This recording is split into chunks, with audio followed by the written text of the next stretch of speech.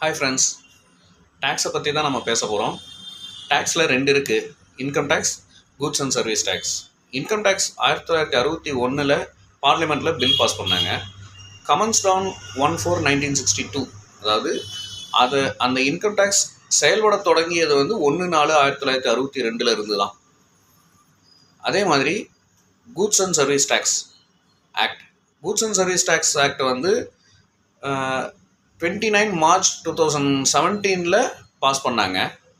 அது எஃபெக்டிவாக கமெண்ட்ஸ் ஆனது 1 ஜூலை 2017.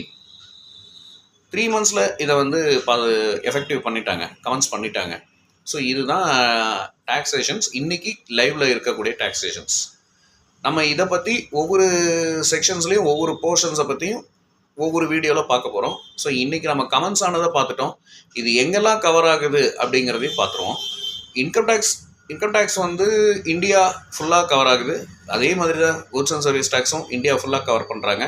இந்தியாங்கிற கண்ட்ரியில் பவுண்ட்ரிஸில் எந்தெந்த ஸ்டேட்ஸ் கவர் ஆகுதோ அது எல்லாத்துக்கும் இது அப்ளிகபிள், இந்த ரெண்டு ஆக்ட்டுமே. அதே மாதிரி இன்கம் டேக்ஸுங்கிறது டைரக்ட் டேக்ஸுக்கு கீழே வரும். ஜிஎஸ்டி அப்படிங்கிறது இன்டைரக்ட் டேக்ஸுக்கு கீழே வரும். டைரக்ட் டேக்ஸ் அப்படின்னா நேரடியாக யார் டேக்ஸை பே பண்ணுறாங்களோ அந்த பேயரே டைரெக்டாக கவர்மெண்ட் கிட்ட பே பண்ணுவாங்க.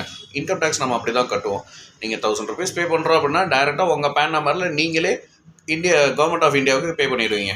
Whereas goods and service tax act அப்படிங்கிறது, அதாவது ஜிஎஸ்டி அப்படிங்கிற டேக்ஸ் எப்படி பே பண்ணுறோம் அப்படின்னா, பேன் நம்பர் இருக்குது இல்லை, ஜிஎஸ்டி நம்பர் இருக்குது இல்லை, நீங்கள் ஆதார் வச்சுருக்கல, நீங்கள் டிரான்சாக்ஷன் பண்ணுறீங்க பண்ணலை, இதெல்லாம் அங்கே விஷயமே கிடையாது. நீங்கள் ஒரு பொருளை கன்சியூம் பண்ணுறீங்க, அந்த பொருளை கன்சியூம் பண்ணுறதுக்கு கவர்மெண்ட் ஒரு டேக்ஸ் சார்ஜ் பண்ணுறாங்க, அதுதான் ஜிஎஸ்டி.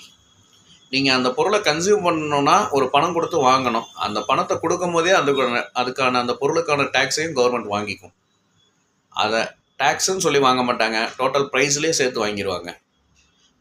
அப்போது அந்த கன்சியூமர் எல்லாருமே அந்த டேக்ஸை பே பண்ணுறாங்க. அதனால தான் ஜிஎஸ்டி, அதாவது இன்டைரக்ட் டேக்ஸ், மறைமுக வரி அப்படிங்கிறது எல்லாருமே பே பண்ணுவாங்க. ஆனால் பே பண்ணுறது அவங்களுக்கே தெரியாது. ஸோ இது இன்றைக்கி நம்ம ஆரம்ப ஸ்டேஜில் இவ்வளோ மட்டும் பார்க்குறோம். இன்னும் போக போக அடுத்தடுத்த வீடியோவில் இது எப்படியெல்லாம் ரோல் ப்ளே ஆகுது, டைரக்ட் டேக்ஸ் எப்படி ப்ளே ஆகுது, இன்டைரக்ட் டேக்ஸ் எப்படி ப்ளே ஆகுதுன்னு இன்னும் டீட்டெயில்டாக பார்ப்போம். அடுத்த வீடியோவில் திரும்ப உங்களை சந்திக்கிறேன். பாய்.